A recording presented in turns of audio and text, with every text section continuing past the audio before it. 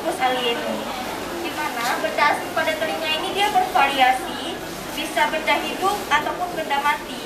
Kalau benda hidup itu biasanya seperti binatang, serangga seperti semut dan yang sejenisnya. Sedangkan kalau benda mati itu biasanya mainan seperti manik-manik, biji-bijian. Dan biasanya kalau manik-manik dan biji-bijian itu yang dimasukkan biasanya oleh anak-anak. Sedangkan pada orang dewasa dia cenderung benda hidup yang masuk.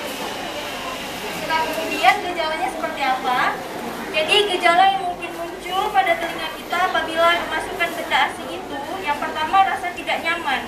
Seperti telinga kita itu merasa ada penuh, ada sesuatu di dalam telinga, bahkan bisa terkadang nyeri. Kalau misalnya serangga, dia kan bisa jalan dan dia kan bisa melukai bagian telinga kita, sehingga kita akan merasa nyeri dan tidak nyaman.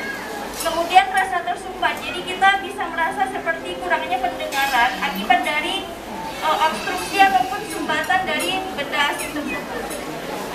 Kemudian pada pemeriksaan inspeksi, jadi pada saat kita melakukan pemeriksaan di THT, nanti akan terlihat adanya suatu benda asing yang terdapat di dalam telinga kita.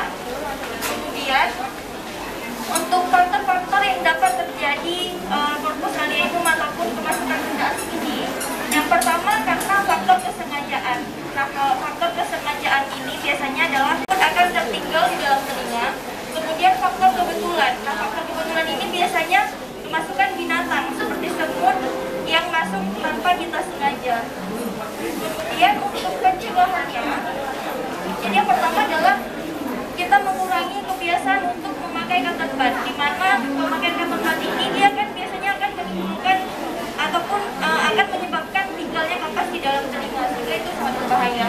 Kemudian faktor yang lain yang bisa kita lakukan pencegahannya adalah menghentikan pemberian mainan kecil kepada anak-anak, karena mainan yang kecil itu mudah untuk dimasukkan ke dalam liang telinga. Serta untuk perhatian yang bisa kita lakukan, yang pertama adalah jangan panik. Kemudian apabila kita merasa ada kemasukan suatu benda asing, sebaiknya jangan kita congkel, karena dengan kita congkel dia akan merusak suatu membran timpani. Jadi membran timpani itu adalah suatu gendang pada telinga kita yang apabila kita congkel, maka nanti gendang itu bisa robek dan bisa berdarah. Nah, kemudian apabila kita merasa kalau diri kita itu memang kemasukan suatu benda asing ke dalam telinga, maka sebaiknya kita datang ke layanan kesehatan, baik itu puskesmas ataupun rumah sakit. Jadi sekian yang dapat saya sampaikan tentang korpus alienum ataupun kemasukan benda asing pada telinga. Apakah dari bapak-bapak atau ibu-ibu ada yang ingin bertanya?